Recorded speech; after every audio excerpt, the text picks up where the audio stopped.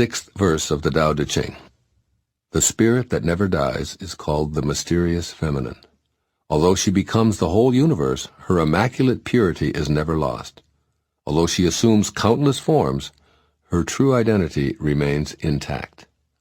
The gateway to the mysterious female is called the root of creation. Listen to her voice. Hear it echo through creation. Without fail, she reveals her presence. Without fail, she brings us to our own perfection.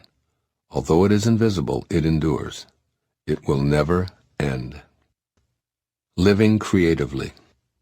In this sixth verse, Lao Tzu refers to an eternal and indescribable force of creation that continuously gives birth to new life. He tells us that this mysterious female energy continually reveals itself in perfection, and he invites us to an awareness of that voice of creation echoing throughout life in a myriad of ways. Living creatively is how I describe existing with a conscious awareness of the presence of this feminine principle. This mysterious female is always birthing, and the Tao Te Ching speaks of the gateway to her as the root of creation. It's telling us that we have the ability to tap into this unlimited field and co-create, or as I've said, live creatively through the Tao. The never-dying formative energy is both our heritage and our destiny, functioning whether we're conscious of it or not. What awareness accomplishes through practicing the Tao is to let us participate in the process, which in turn leads us toward the wholeness that is our ultimate earthbound task.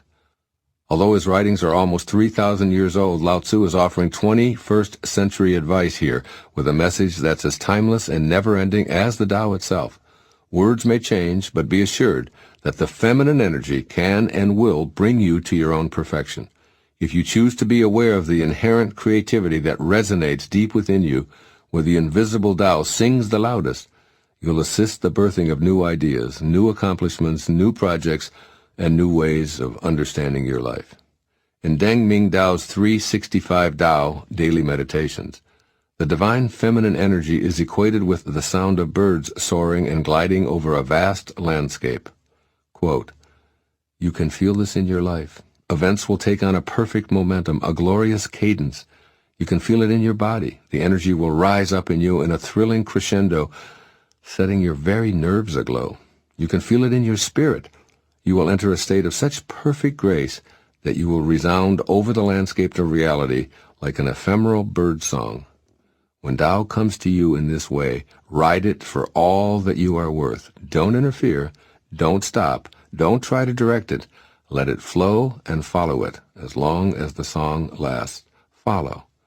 Just follow." End quote. Here are some thoughts for living creatively. First, know that you are a divine creation birthed not by your parents, but by the great spiritual divine mother, the Tao. When you're in touch with the energy of your origin, you offer the world your authentic intelligence and talents and behaviors. You're co-creating with the you that originated in the Tao and the very measure of your essence. The Tao is not confused about what to create and how to go about it, as this is your legacy from the mysterious feminine. Listen to your inner callings. Ignore how others might want to direct your life energies, and allow yourself to radiate outward what you feel so profoundly and deeply within yourself. There is a reservoir of talent, ability, and intelligence inside of you that's as endless and inexhaustible as the Tao itself. It must be that way because you are what you came from, and where you came from is this all-encompassing, endlessly creative Divine Mother, the mysterious feminine of the Tao. Whatever you feel within you as your calling, whatever makes you feel alive, know in your heart that this excitement is all the evidence you need to have your inner passion become reality. This is precisely how creation works, and it's that energy that harmonizes with the Tao. And secondly, be creative in your thoughts, in your feelings, and in all of your actions. Apply your own uniqueness to everything you undertake. Whatever you feel compelled to do, be it write music, design software, do floral arrangements, clean teeth, or drive a taxi, do it with your unique flair. Being creative means trusting your inner callings, ignoring criticism or judgment, and releasing resistance to your natural talents. Re-listen to this sixth verse, paying particular attention to these words. Without fail, she reveals her presence. Without fail, she brings us to our own perfection. Then choose to let go of the doubt and fear you've harbored within you regarding your capacity to harmonize with the creative power, a power that's not only greater than your individual life, but is life itself.